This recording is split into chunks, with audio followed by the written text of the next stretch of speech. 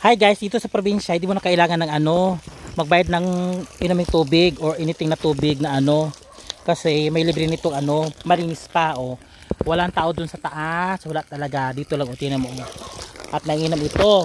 At magandang maganda yung siya masarap.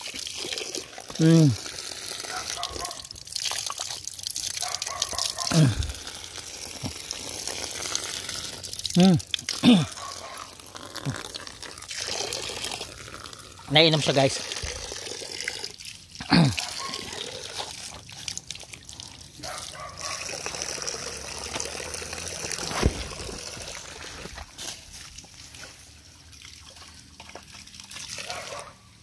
Yan, naiinom siya. Masarap. Yes. Hindi amoy, hindi amoy latak, wala. Ayan. Ben, where are you? Ay, ito yung ginagawang di ba? Banig. Ito yung guys, ginagawang banig. Ayan. Sige na, kataw sige na. Yes.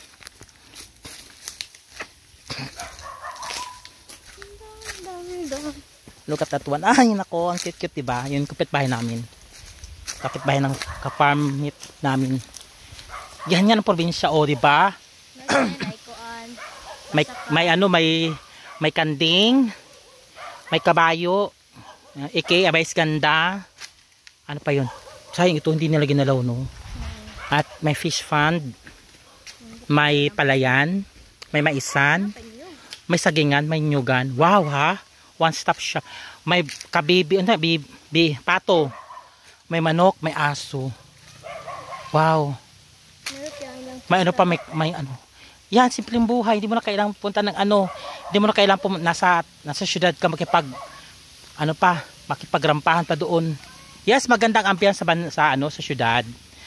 Pero nakakapagod yung alam mo, for 15 years mo nasa city ka, pagising mo sa umaga, kape, tapos diretso ka na sa trabaho mo, it's either sa office ka, yung inaantok ka pa, yung yung kamay mo lang gumagana, so alam mo yung ganun, nakakapagod.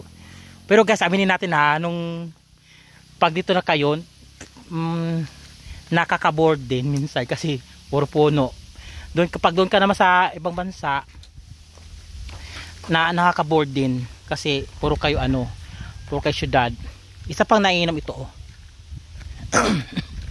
ganyan. Yan. At saka guys, hindi naman kasi may bantay kapag dito kayo sa bukid. Hindi naman siya tingnan.